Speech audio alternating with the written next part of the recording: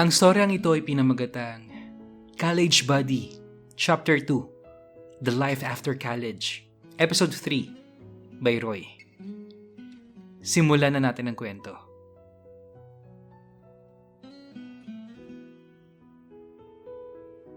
Dali-dali kong binuksan ang switch ng light at bumungad sa harapan ko ang tropa ko.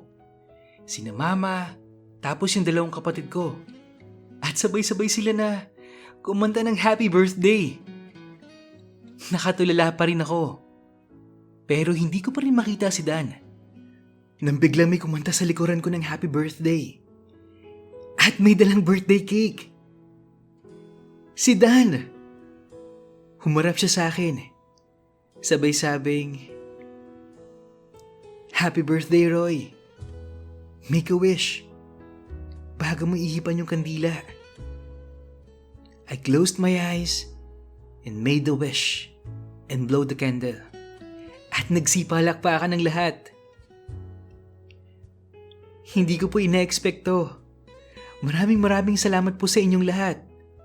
Thank you kay Mama, kay Kokoy, at Leo. Salamat sa pagdating. And of course, ang mga kulokoy kong tropa.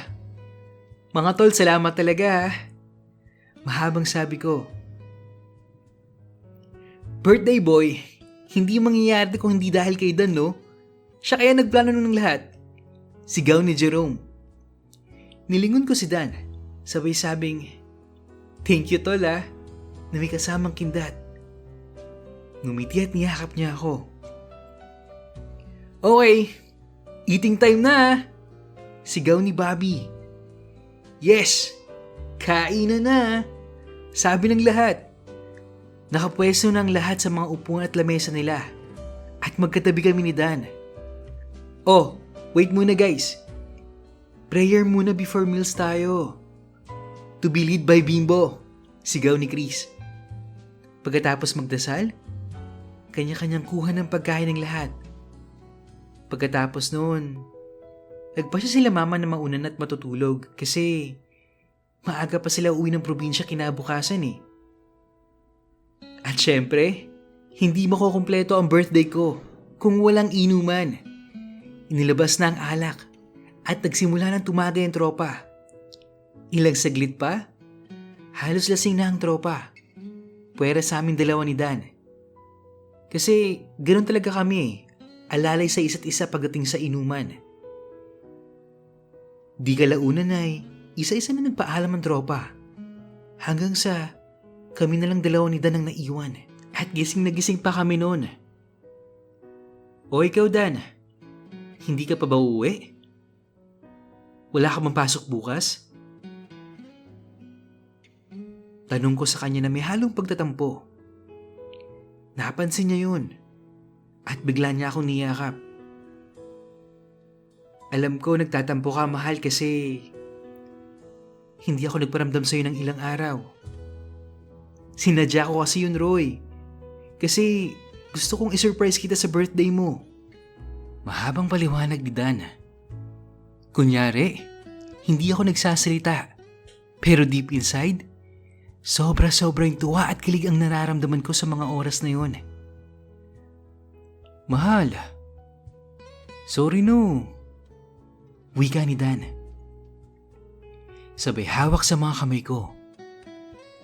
Tumingin ako sa kanya at marin ko siyang hinalikan sa labi. Ilang segundo rin yun. At nang bumitaw ako, sabay sabing, "Salamat ang marami mahal ah. And I love you so much." Sabi ko habang nakatitig sa mga mata niya. "Yes! Hindi na nagtatampo yung mahal ko." Sigaw ni Dan. "Shh! Ano ba Dan? Huwag kang maingay. Baka marinig ka ni mama at mga kapatid ko." Saway ko sa kanya nun. "Ay, oo. Sorry. Sorry mahal ah. Nadala lang kasi ako eh." Nakangising sagot niya sa akin. Tapos, biglang bumulong si Dan. "Mahal, tulog na tayo? Inaantok na ako eh." Inaantok o may ibang balak ang mahal? Sagot ko kagad sa kanya. Shh! Huwag kang maingay. Baka marinig ka ni mama at mga bayaw ko. Uwi ka naman ni Dan. Ano? Ikaw talaga, Dan. Ang dami mong alam, no? Mama? Tapos bayaw? Teka, kailan ba naging mama at bayaw mo sila, ha? Tanong ko sa kanya. Malapit na, mahal. Malapit na. Nakangising sagot ni Dan sa akin. Ikaw talaga, Dan, napakaloko mo, no? Sabi ko naman sa kanya. Sabay kurot sa pisngi niya. Gusto mo pala ng kurutan ngayon, ha? Sabay kurot sa tenga ko. Uy! Walang ganyanan, Dan. Ano ba? Sabay ko sa kanya. At tawa lang siya ng tawa.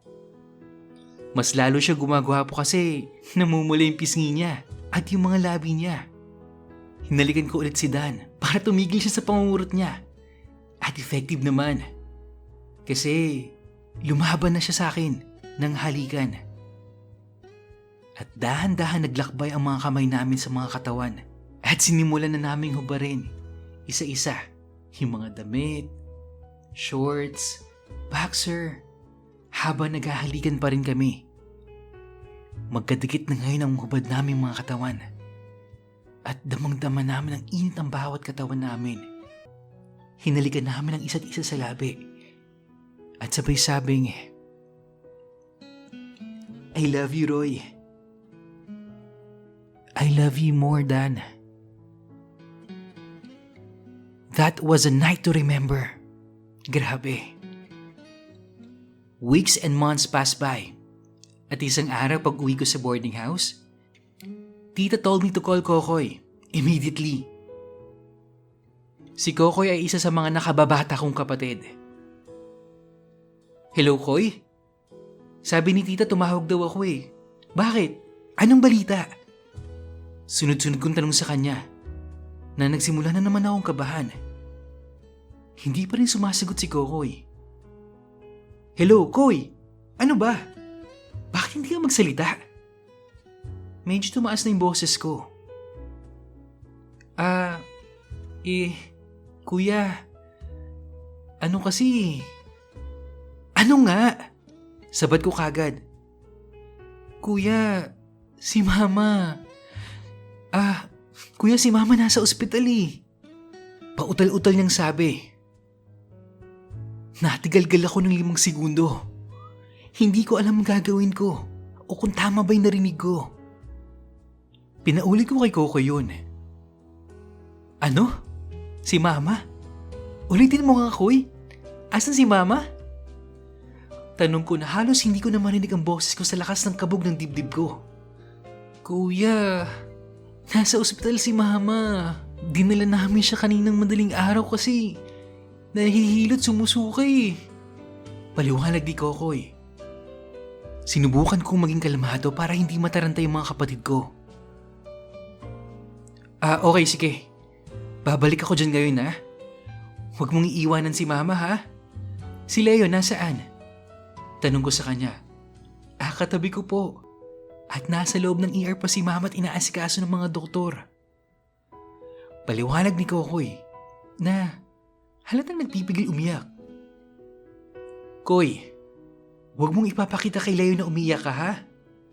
Huwag kang panghinaan ng loob. Pupunta na dyan si Kuya, okay? Pag-a-assure ko sa kanya noon. Sige po, Kuya. Basta, Kuya, bilisan mo, ha? Natatakot na kasi ako dito, eh. Nanginginig ang boses ni Kokoy noon. Oo, Koy. Paalis na si Kuya, okay? Antayin niyo ako dyan, ha? Sige na. Huwag mong papabayaan si Leo, ha? At huwag kayong umalis dyan hanggang di ako nakakarating. Ibilin ko sa kanya noon. Opo, Kuya. Wala na akong inaksiyang panahon pa. Nagpaalam kay Tita at nag-drive pa uwi sa amin. Hindi ko alam ang mararamdaman. Sinubukan kong ipaalala sa sarili ko na maging kalmado at mag-focus sa pagdadrive. Kasi baka mamaya, maaksidente pa ako.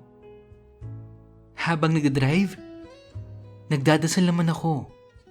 Wala akong mahanap na salita para magdasal.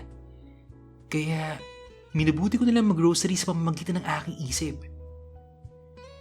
Pansamantala namang napawi ang takot at pangamba ko at nakarating na ako sa provincial hospital ng maayos. Pinark ko yung sasakyan ko at umupo muna ng ilang segundo para pakalmahin ang sarili bago pumasok sa loob. Nung makita nila ako, tumakbong lumapit sa akin si Leo at yumakap. "Kuya, si Mama." At hindi niya natapos kasi. Sinaway ko na siya. "Shh, okay lang yun, Leo. Nandito na si Kuya, okay? Tama na. Huwag ka nang umiyak." Tumango lang si Leo at inakbayan ko siya patungo sa kinaupuan ni Kokoy. Naiiyak na rin si Kokoy noon pero tahimik lang siya at yumakap sa akin. Kinaplos ko ang likod niya habang pinapatahan ko. "Huwag na kayong umiyak. Nandito na si Kuya, ha? Huwag ka nang matakot. Nandito na ako," sabi ko sa kanila. Nang biglang bumukas ang pinto ng ER at lumabas ang isang doktor. Kayo ba yung kamag-anak ng pasyente?" Tanong niya sa amin. Yes po. Kami nga po ang anak niya. At ako po ang panganay." Paliwanag ko kay Doc. Okay. Can I talk to you in a second?" Nakatingin sa akin si Doc. Roy po. Pagpapakilala ko si Doktor. Okay Roy. Can we talk sa may office ko ngayon?" Tanong ni Doc. "Sige po Doc." Sagot ko naman. At sumunod na ako sa kanya. Nilingon ko si Kokoy at pasimpleng sinabi na, "Babalik agad ako dyan. Diyan muna kayo ha." Tumango lang si Kokoy at tuloy na kami pumasok sa office si Doc.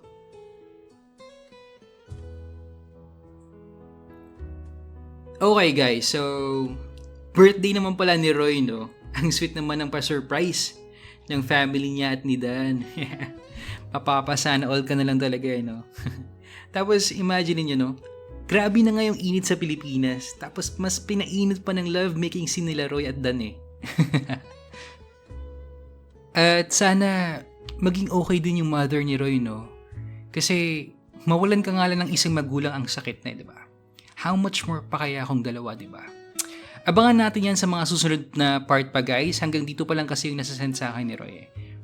At sa mga gusto pong mag-share ng personal experience nila, i-email nyo lang yan sa imrensantiago@gmail.com. Yung email address natin guys, nasa description box lang yan. Check nyo lang.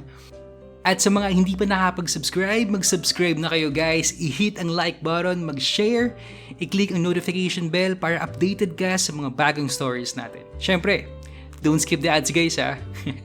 Once again, this is Ren Santiago. Nagpapasalamat po sa patuloy niyong pakikinig at walang sawang suporta.